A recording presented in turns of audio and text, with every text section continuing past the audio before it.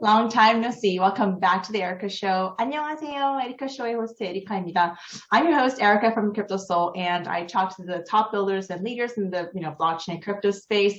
And today we're in episode 39. I have Brantly Milligan from Ethereum Name Service with me. Hi, Brantly.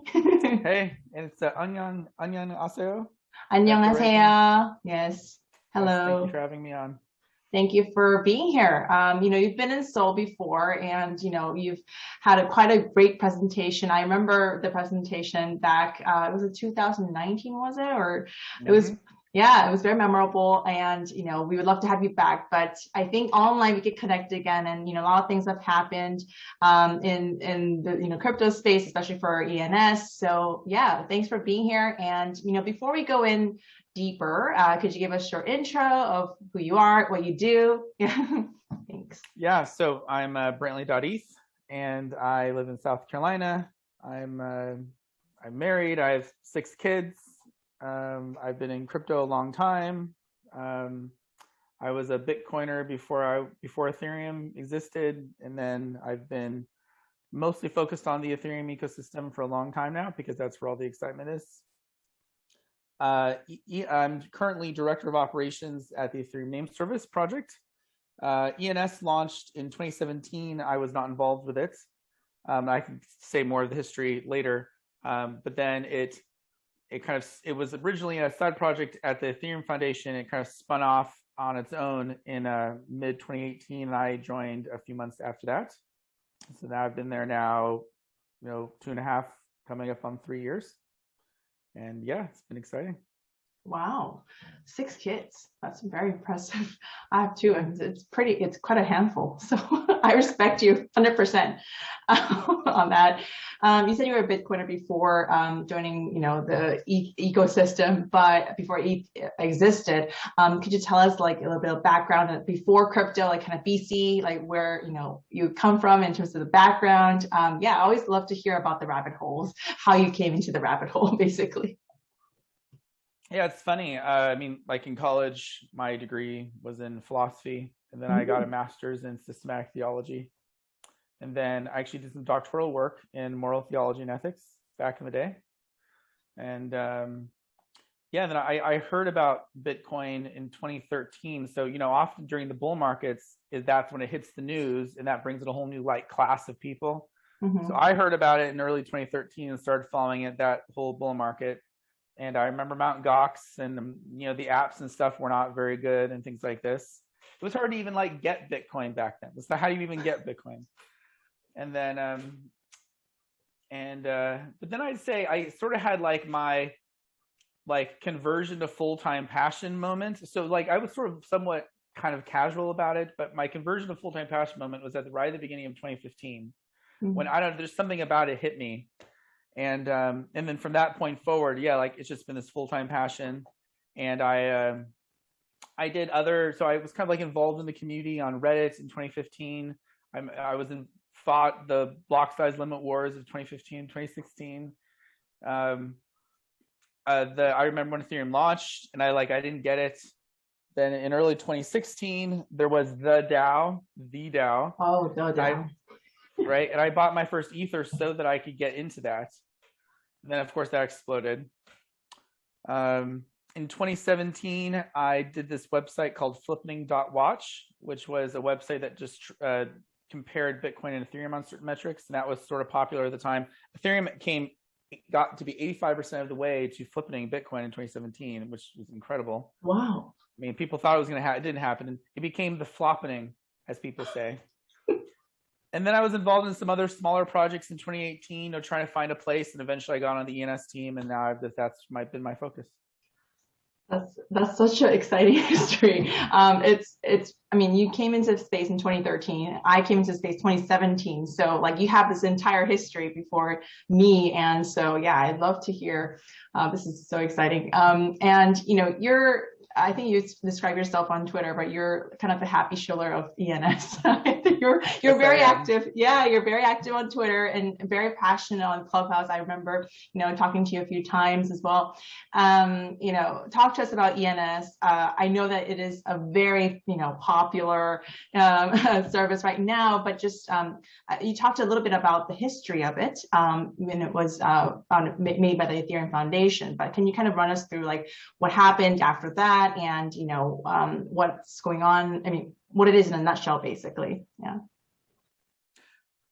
Well, first thing I'd say about ENS is that, it launched May 2017. So to put that in context for people, okay, one, that is prior to CryptoPunks. CryptoPunks came a month later in June 2017. That's before even my Curio cards launched May 9th, I believe, 2017, and ENS launched May the 4th, 2017. So, I mean, this is like pretty early. In fact, I think ENS is the longest running, continuously running NFT project in the world, I think. Wow. Because there are, arguably NFT projects prior to like Ethereum and colored coins and things, but they kind of like died as projects and have been like resurrected for their historical importance, whereas ENS has been continuously running the whole time. Of course, there wasn't even an NFT standard when it launched. Like our governance is fairly simple. We're looking to improve it, but because at that time, the only DAO had been the DAO, which blew up. I mean, now it's like everything's run by a DAO. Well, that wasn't obvious that we'd be able to do that. So it was still a relatively early time for Ethereum projects. So what does ENS do? Well, it's funny, it started sort of as one thing and it's evolved into something else. So the beginnings of it, so it was started by Nick Johnson. It was not started by me. I came years later.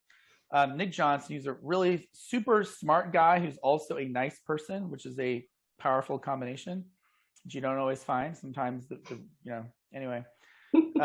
He worked at the Ethereum Foundation back in 2016. He started on the Swarm team. So Swarm was this attempt at a distributed file sharing network that was going to be like native to the Ethereum ecosystem. It hasn't really worked out. But he was originally on that team. And for that reason, they're like, well, we need some way of naming our Swarm files or Swarm things. So we need some sort of naming system. Now, people had long had the idea that you could use blockchain technology for internet naming. In fact, the very first non-currency use of blockchain technology was internet naming, namely the blockchain name coin. So you had Bitcoin, and then people said, hey, we could use this for internet naming too. This was like the first other non-currency use. And originally it was called BitDNS, and then they changed it to Namecoin. And Namecoin, I think, was the first kind of successful altcoin, alternative, blockchain and currency. Namecoin was the pioneer. It didn't really go anywhere. Didn't get adoption. It's a dead project at this point. But which is amazing. It was like a top 5 project just a couple of years ago, and now it's dead. It has like virtually no trading volume. So that's a warning to people that things can die. But with Ethereum, of course, now you could have applications. They didn't have to be their own blockchain. They're just like a set of smart contracts on Ethereum. And that opens up a whole new set of possibilities in terms of the ease of launching one. It's composable with other dApps and things like this. That opens up new possibilities. So when he created ENS, it was very simple. There were just .eth names. It could name Swarm addresses, and it could name Ethereum addresses. That's it. And it was him and also Alex Vandesand, who was on the Mist team. That was something back in the day. Alex. It no longer exists. Yeah, Mist. Yeah. Yes, I remember. And there were other just people involved. And when they launched it they actually tried to launch it in March, but there was a bug. And then they launched it for real in May 2017. So it was like an experiment. And it like blew up. People were so excited about it. I remember when it launched, I got brantly.eth right away. They had this auction system. People were throwing around hundreds of thousands of dollars. There was all this optimism and excitement. I think it surprised the team. It was like just a side project for them. They were doing other jobs at the Ethereum Foundation. Nick had moved to the Geth team. He was on the Geth team for a while. And then 2018, the EF said, hey, let's give you a grant, Nick. You should go leave. He started his own nonprofit. He hired a bunch of people, and I joined in January 2019.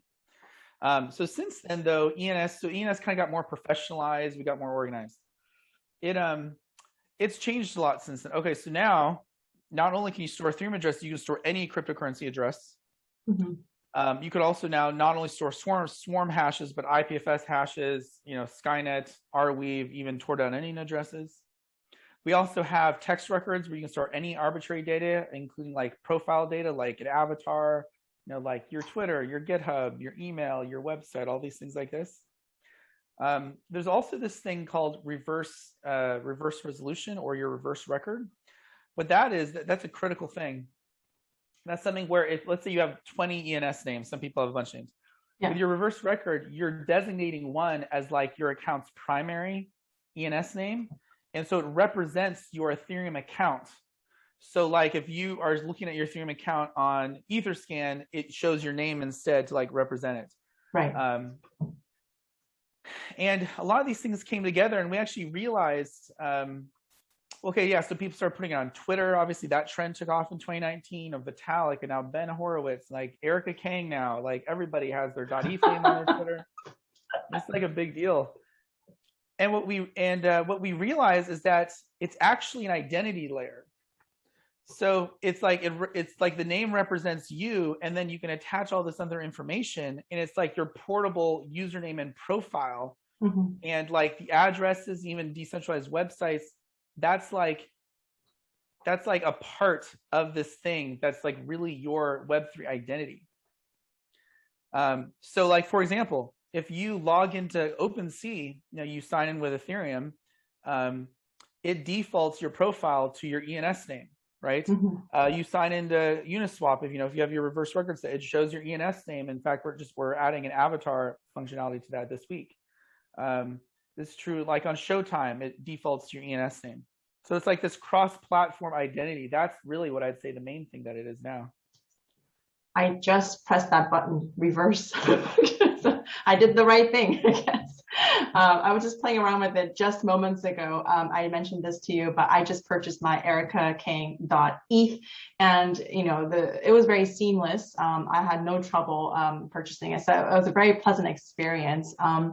So just kind of go step by step, right? So if I purchase this, and so I could change my profile, I as you said, I can add my avatar, Twitter. I saw those profiles, but what does it actually enable me to do? For example, like you mentioned about try Showtime and every OpenSea and sort, but like maybe can you kind of go through, like, so day one, I have my domain. What can I do with it? For example, can I make my own website? For example, I don't know. Can you kind of give us more examples? Maybe I'm sure there's more, a variety of things I can do. Yeah, great question. So first thing I want to say is that our current manager was created like 2 or 3 years ago when ENS was much more simple. And we've added a lot of functionality kind of over time, or even realized certain functionality was more important.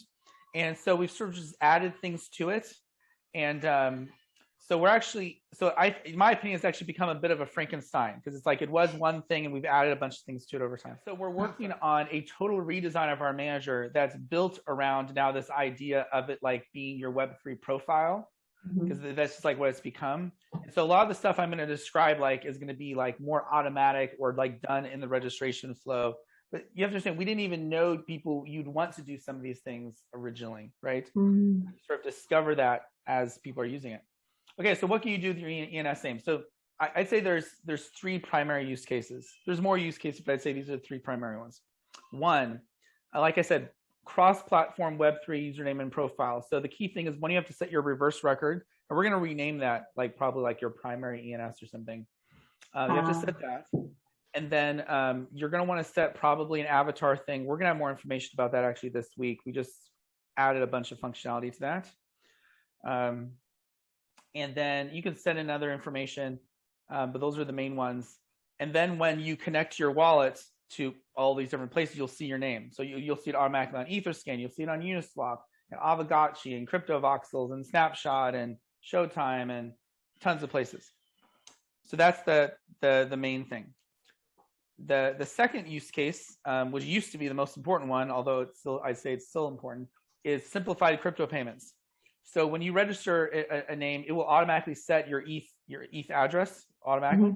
You can change it if you want, but you can also put in not only like a Dogecoin, Litecoin, Bitcoin address. You can also, we support like the top 112 blockchains. So you can put your Solana address, your Near address, and your Ripple address, whatever you want.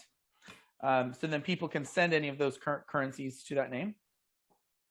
The third use case is decentralized websites. So the things we support, like I mentioned earlier, IPFS, Swarm, Skynet, Arweave, and then tore down any addresses which are not decentralized websites, but that's just another thing. There honestly are not great tools for making it easy to launch websites like that. People need to build better tools. The best tool I'm aware of right now is called Fleek, so Fleek, and then their website's fleek.co. And basically, if you are a skilled web developer and you have your web code on GitHub, what it'll do is it'll take your code on GitHub, automatically put an IPFS and update your ENS record for you. So that's useful for some people, but we need like the Wix of Web3. Someone needs to build it. Right. So I'd say those are the three primary use cases. Wow. Thank you. Yeah, I'm excited to play around with it, and I saw all the addresses that I can add. So I'm gonna, from the next few days, I'm gonna be asking you some questions on it. And you mentioned about the the Web3 identity or profile, and do you kind of have plans to expand this to like some kind of like social network system? Like, because it kind of seems very streamless. It's just kind of natural to correlate it to that, and maybe somebody asked this question of like, can it be used for networking among ETH users, for example? Like, what potential? I think there's like limitless potential to this, but what potential do you see in this? And is there any like a possibility of this kind of happening in the near future? Yeah, I would say I view ENS as a foundational like primitive for a Web3 social network. So like our system gives everybody a unique name. It lets people fill in all their profile information. And so then any social network, there can be multiple attempts at social networks, which then use that. So like I said, so like the Web 2 paradigm, right, is you have a username and accounts and stuff, for each service. It's like siloed off, which is fine. Right? That works fine. In Web 3, though, you have you own your name and your stuff, and you bring that to each service, right? Yeah. So it's portable. So you're not like locked in. Oh, I have everything on LinkedIn or I have everything on Facebook. I'm like stuck there. No, you have it. So it actually makes it easier for there to be multiple social networks that can compete with you still having the same account. Mm-hmm.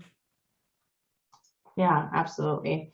I think that's the core essence of what ENS is building, and I think people really realize the importance of that as time goes on.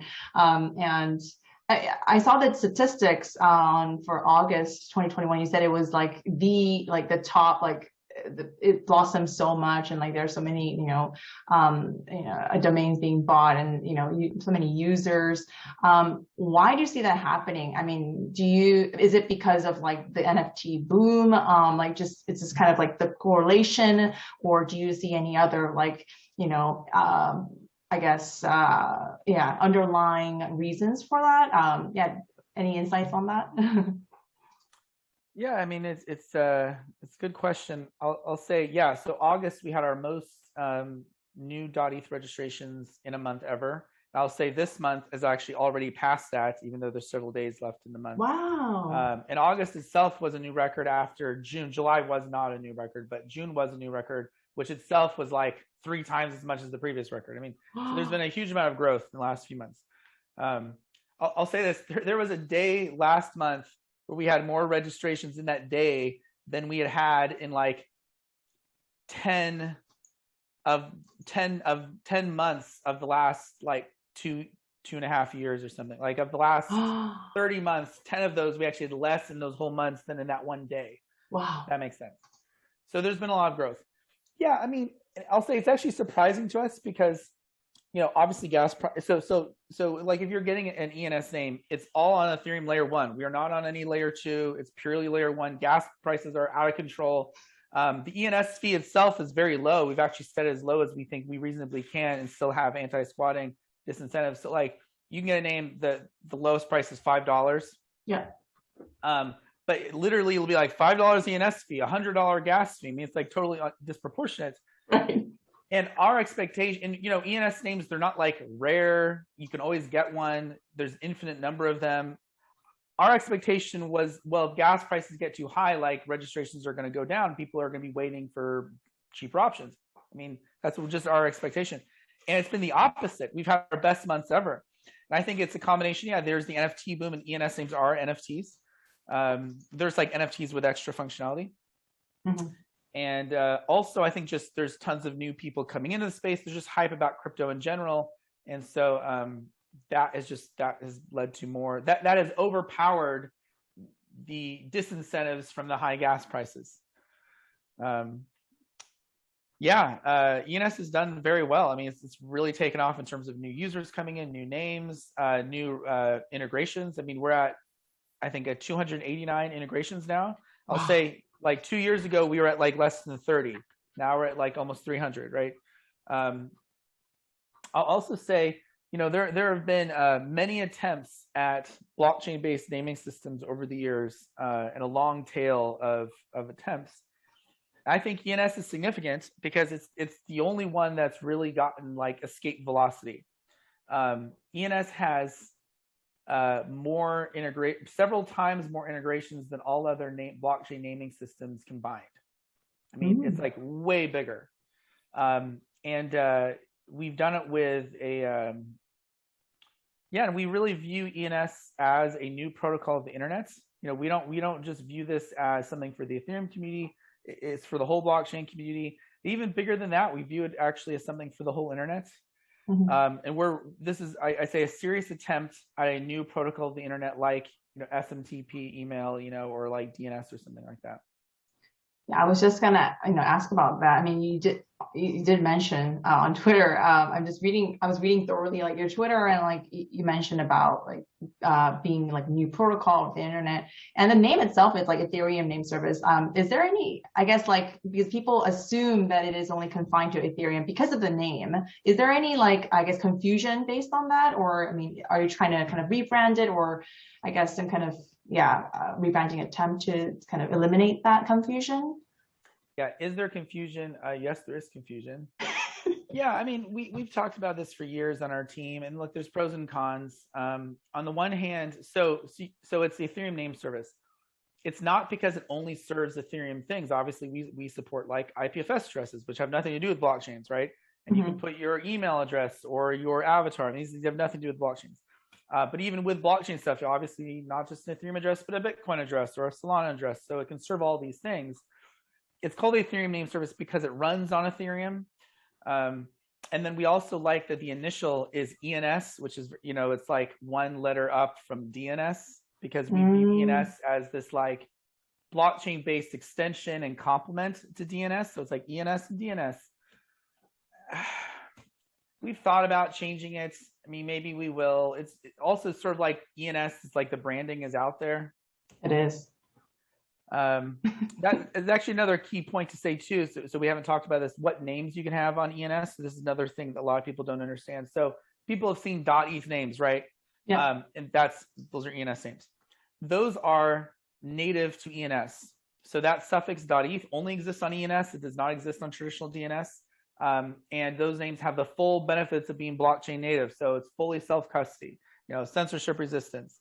You can just transfer it like sending an NFT. I mean, a DAO can own it. I mean, fully programmable. But we also allow people to import in DNS names they already own. So this was actually something we just has been around for some DNS names for a couple of years, but just about a month or two ago, we launched a full DNS namespace integration. What this means is if you own a name on DNS, you can import that same name and use it on ENS. So for example, I own bcmilligan.com on DNS. I did the importing process, and now I own bcmilligan.com, not .eth, but .com on ENS. So you can like open up Trust Wallet and send Dogecoin to bcmilligan.com right now. This works. And it's using ENS on Ethereum in the background. Oh, but what limitations does it have compared to the original, like brantly.eth? Yeah, so you can store any information, you can send any crypto to it, you can use it as your Web3 username. You can set so it'll show up on Uniswap and all these places. The biggest limitations come down to the ultimate source of truth of who owns the name remains on DNS. So the way our system works is whoever owns the DNS side can always claim the ENS side. So like if I transferred bcmilligan.com on DNS to another person, that person could then claim the ENS side away from me too. And which is fine. I mean, it's not necessarily a con, but it's a difference. So the security of that ENS name is ultimately whatever the security is on the DNS side. So it's not blockchain native. But there are benefits to it. So one, it just opens up the namespace enormously that's possible on ENS. If you don't like .eth. Two, you can do interesting crossovers. So like bcmilligan.com, I can have a completely normal website that works in any browser with bcmilligan.com, and I can accept crypto with it with the ENS side. So like that's an interesting crossover. Like Walmart could be like send crypto to walmart.com. They could do that. Interesting. You also mentioned about the importance of subdomains, right? And could you give us an example of a subdomain and, what ENS subdomains can play a role in this function, this structure, I guess. Can you give us an example? Yeah, so ENS, the syntax, this is maybe a little fancy, but the syntax of ENS, it's like how names are structured, is the same as DNS. So we have like endings, you have like your main domain, and then you can have like subdomains and even like subdomains, right? So, and whoever owns the name higher up on the chain can make the things lower down on the chain. So like I have brantly.eth. Because I own brantly.eth, I can make like wallet.brantly.eth or nft.brantly.eth. I can even make nft.wallet.brantly.eth if I want to. I can go as infinite as I want to. And there is no ENS protocol fee for this. The only cost is like gas costs, which is high right now, but there's no ongoing fee or anything. Why is this valuable? Well, one, just as a user, maybe I can have tons of different names, and each subdomain, by the way, is like its own ENS name. It can do all the same things, point to different information than any other name. It's our vision actually that most ENS names likely in the future will be subdomains. And the reason for that is that we expect like wallets or services could give users like free subdomains. So let's say, oh, you are getting a MetaMask wallet. Oh, you can get a free starter ENS name like yourname.metamask.eth or yourname.metamask.io. And yeah, if you want to get fancy, you can go get yourname.eth, but it's just like a starter thing, right? And because MetaMask can make these for, infinitely. So there's that. We also have we're coming out with a system called Durin that I don't want to get into the technical stuff, but basically it will allow people to store records and even make subdomains on any external location of their choice. So this could be like, right now you have to do that all in layer 1. So like I have brantly.eth in layer 1. If I want to store records or make subdomains, it's all in layer 1 as well. But with this system, I'll be able to say, okay, brantly.eth, I'm going to store my records on Optimism, or I'm going to store it on Solana, or I'm going to store it on a web server even. And there's a system for pointing towards that. And then I can store records and also even create subdomains at that place. Why is this important? Well, because it means that let's say if you're storing on a web server, there's basically zero cost to storing records and also creating subdomains, which means let's say if MetaMask was like, we're going to have metamask.io on ENS. We're going to point that towards a web server. We can then create 50 million subdomains at no gas costs and give that for free to every user. Yeah. So yeah, I think subdomains are extremely valuable. Wow, that's a great point. Thanks for explaining that. And Okay, so there is like this sign in with Ethereum function. Like, I mean, I think that can really like make it easy for people to log in and, have more explorations with the Web3 identity. Can you expand like on how ENS has developed in that aspect? I mean, I think people are curious about, because even myself, like if I could have that function, it'd be really nice to, easy for me to kind of go into other like services related to it. But yeah, do you have any insight on that? Yes. Okay. So this summer, I guess Northern Hemisphere. I mean, by the way, I'm very conscious now of like the differences in seasons between Northern and Southern Hemisphere, because our lead developer, Nick Johnson, lives in New Zealand. Oh, okay. So yeah, so he's, it's like, well, it's not the summer for him, it's winter for him. Even though 90% of the world's population lives in the Northern Hemisphere. Sure. Comment. Okay. So this last summer, in June, I did this Twitter thread on sign with Ethereum. I just came up with this term, sign with Ethereum. And it was just describing what people were already doing. So what does this mean? In Web3, you often you connect to a dApp by you just connect your wallet, right? We all do this all the time. And then it can display your ENS name if you have it with reverse record set. There's also some dApps where you connect your wallet and then they ask you to do this extra thing. You like have to sign a message, and then you're connected, and then it can use your ENS name. Ah, yes. So here's what's going on there. If you're just connecting your wallet, let's say to Uniswap, that web app is just a local app in your browser. You're not connecting to any of their servers after you've downloaded the app, and you're just connecting and using that UI. For ones where you're signing the message, what you're doing is you're signing a message with your private key, which then they use to authenticate you to log into their servers. Okay. Mm-hmm. So for example, like OpenSea, you have to sign this, you're signing with your private key, you're authenticating with your private key. That's sort of like, it's your private key in that case is like functioning as your password to log into a service. So your private key is like this very super secure, unhackable password that you're using to authenticate. And then once you've done that, like I said, with OpenSea, they can then do reverse resolution to get your ENS name and use that as your thing. Well, I just sort of like just realized, it just hit me like, whoa, this is like signing with Ethereum. This is just like a new authentication method of the internet that is widely done in Web3. And this could be used in Web2 services. Like a Web2 service could also have you authenticate it yourself by just signing with your private key, and then could use your ENS name as your default username. So I did this thread, just saying, here's what people are doing. And just people got really excited about like, yeah, whoa, let's try to do more with this. So ENS and the Ethereum Foundation, we teamed up and decided to co-sponsor an RFP, a request for proposals, basically saying, hey, we want somebody who's competent to survey what are people currently doing, write up, a standard with best practices, very simple. And then we also wanted to create something called like an OAuth implementation, a JavaScript library, basically just a package to make it really easy for people to add this as a sign-in method. And then not only will it be easier for Web3 services to continue to do this with best practices, it'll make it really easy for even Web2 services to add this as an option. So, our vision is, oh, you're logging into Product Hunt or something. It's like sign in with Google, sign in with Facebook, and an option there will be sign in with Ethereum. So maybe someday. Oh, yeah, I think it's going to happen.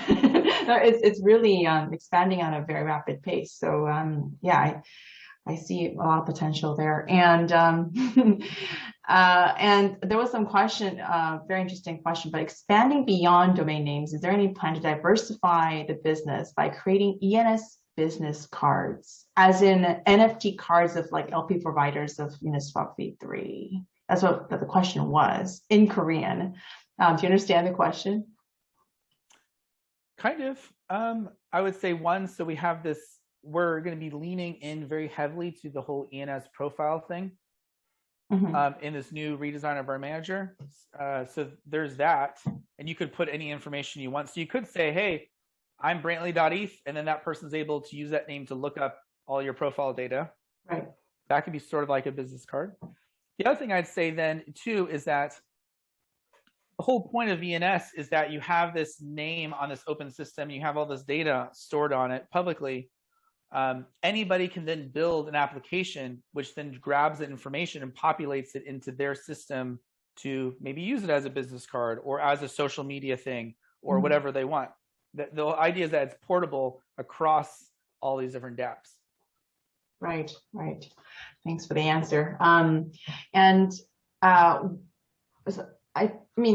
But like this is actually, I think you mentioned on Twitter but as well, but the ENS is more like, it's a very decentralized organization, like people, there are no owners, right, to ENS, and just curious, like what keeps it going in terms of like the profit? I mean, because it's supposed to be sustainable, right? And that's my question of every other crypto service, related service. So can you give some comment on that? Like what keeps it going? Is there any funding, grants, just on the operations side on ENS? Yeah, I mean, where does the money come from, right? It's the right question because it comes from, it's not magic, you know?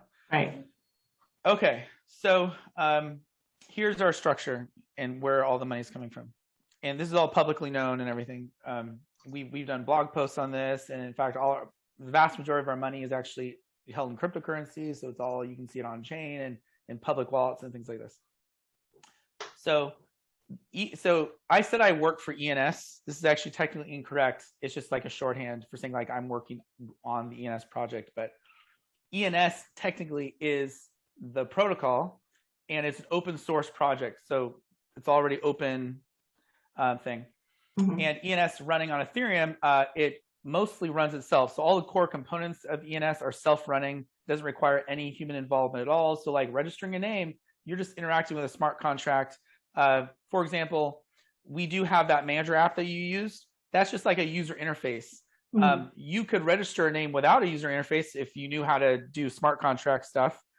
You could also build your own user interface to whatever you want. It's just to help you interact with the smart contracts. That's really the core component of ENS. So there's that. And it's mostly self-running. I will say there are a couple things, though, in ENS that require some human discretion. And so, for example, setting pricing. We've thought about we could just lock in the pricing into the smart contracts. Like it's just going to be this amount of Ether no matter what for .eth names. The problem with that is that inflation happens, Ether changes price, and it's we're trying to build this for 100 years. It's 20 years from now, is that price still going to make sense? Probably not. So we need some human discretion there. So for things like that, we have a 4 of 7 multi-sig, where one of the members is Nick Johnson, the creator of ENS, and then the other 6 are people who are not involved in ENS. So Taylor Monahan from MyCrypto and Sergey from Chainlink and a bunch of other people. And so they right now control a few things like that. They can't take your .eth name away from you. They can't, censor you or anything like that. It's basically pricing. There's a couple small things. There's that. They also receive the money from .eth name registrations and renewals. So that's another thing too. So .eth name registrations and renewals, it does cost money. It goes to this kind of Ethereum community member multi-sig. So far, that money has, the only money from that has been spent is earlier this year, they made a $700,000 donation to Gitcoin grants.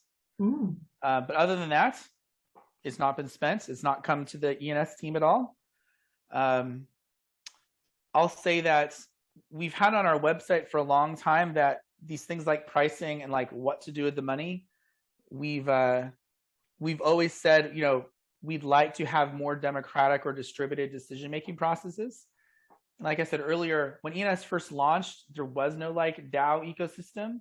Right. That has developed a lot more. And I will say we're actively looking into that more. We'd love to have maybe something like a DAO. In fact, we're looking for a full-time governance lead. If that interests anybody, if they want to apply.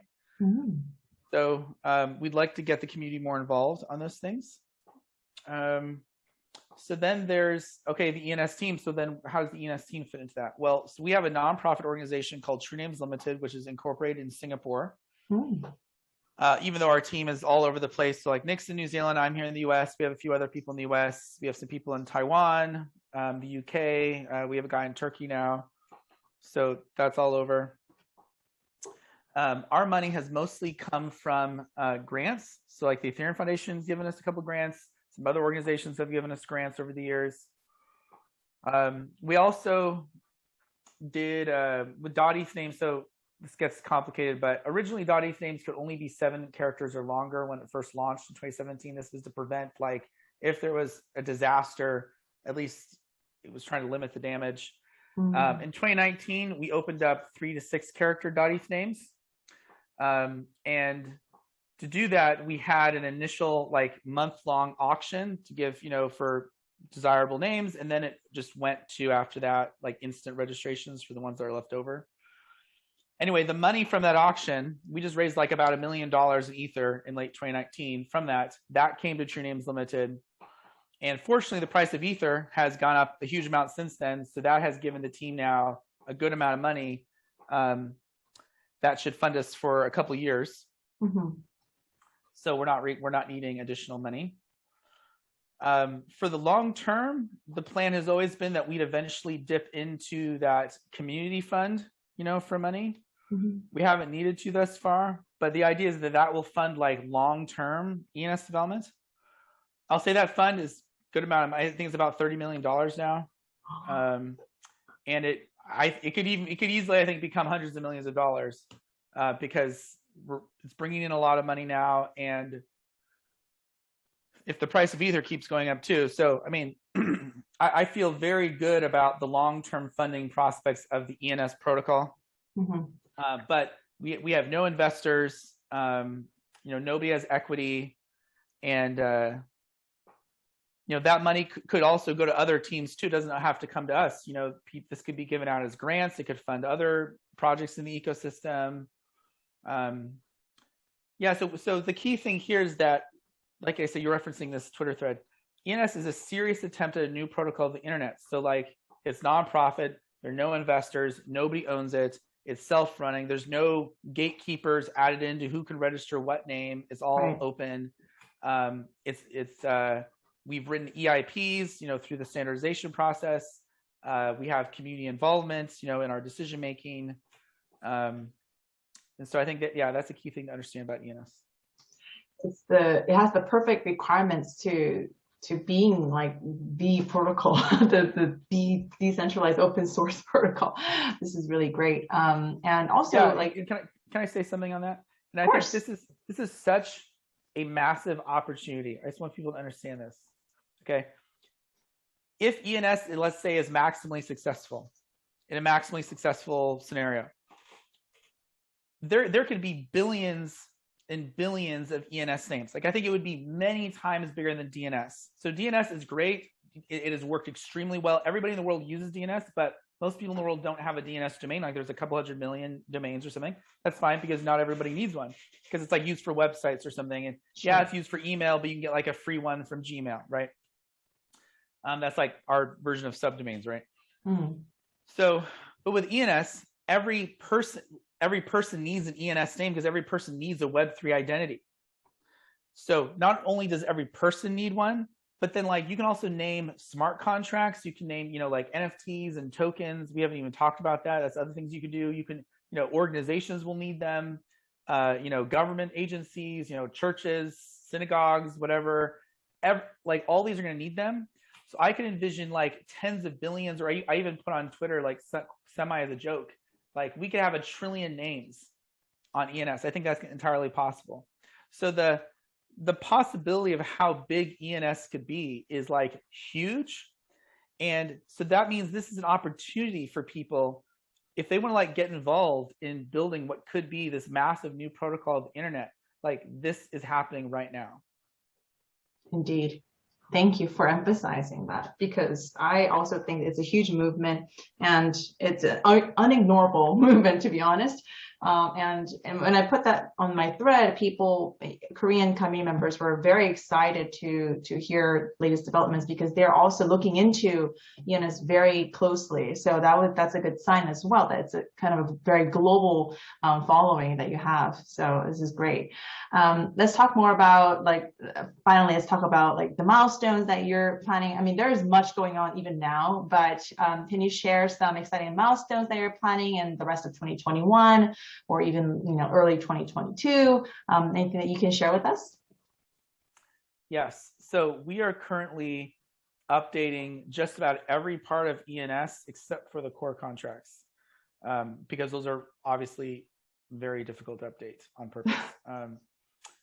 So yeah, it's very exciting. And this comes down to the fact that, we've had ENS now for years. And so we've learned a lot, oh yeah, we should have done that. Oh yeah, that needs to be better. Oh, that's a pain. It's all things that seem obvious in hindsight, but weren't obvious at the time. Yeah. So we're trying to completely update the metadata for ENS NFTs. So right now, basically, practically speaking, what this means that the image that shows up on OpenSea or in your wallet for your ENS names, that will be completely revamped. It'll look much better. It'll have dynamic information depending on who owns it, and the information about the name and things like this. That's huge. We just added improved avatar support, which we'll be announcing here soon. Basically, you'll be able to not only upload a file for your avatar, but you'll be able to choose an NFT that you own as your avatar. And dApps will be able to verify that this is not only just a picture, you own this NFT. So that's powerful. And we're gonna have tons of other stuff there. I mentioned we're working on a complete redesign of our manager. We have a great designer, Achal Srinivasan, who's doing it with us. And it's beautiful. It's gonna be way easier. And what I think is ENS, I think is hard to use right now. Hard to register. You complimented our manager earlier, thank you, but I think it could be vastly improved. And it's taking off even though it's hard. So tons of people are registering names and using it even though it's hard to do. It's well, what happens when we solve all these friction points, which we're working on? That could be huge. Things in the future, when you register a name, it'll automatically set the reverse record in the registration process if you don't have it set already. Another thing, we want to make it so that, do you remember how you did one transaction, you had to wait a minute, and then you did the next transaction? Yes. During that minute, we're going to now say you can start filling out your profile, and in that final transaction, it will set all your records in that at once. That should make it much easier. We have this, I mentioned Durin, which should add layer 2 scaling at least to subdomains and records. We have many things going on. Wow, very exciting. Yeah, it was seamless. I have to, I'm not sucking up. It was pretty easy, but I'm looking forward to more beautiful features on ENS. Thank you so much for sharing. And yeah, I mean, last question. Can I mention one other thing? I just thought of, because I'm personally excited about this. Of course. So yeah, in our future manager, so in our current manager, that NFT avatar support is gonna be very raw. It's gonna be difficult to do because you're gonna have input the NFT ID stuff yourself, but it'll be just workable. In the future, in the manager, you'll be able to actually click a button. It'll show your NFTs. You just select one and it sets all the records for you. Okay. So ENS though is often the first thing someone gets. Oh, I got an Ethereum wallet. I have Ether. I'm getting an ENS name. So you probably you might not have an NFT profile pick yet. So we have this vision. We'd like to also offer oh, if you don't have one, why don't you generate a starter one? So we have this idea. We'd love to work with a great artist that could make one that's generates 100,000 things, and that can give them for free to people as a starter profile pick. I think that sounds really fun too. The bonus for them to get started, and I think it's a nice default to have when you have just a very blank picture. It's kind of very raw, and I think it's really nice to have something aesthetic and to kind of start with. So yeah, that'll be a really nice feature.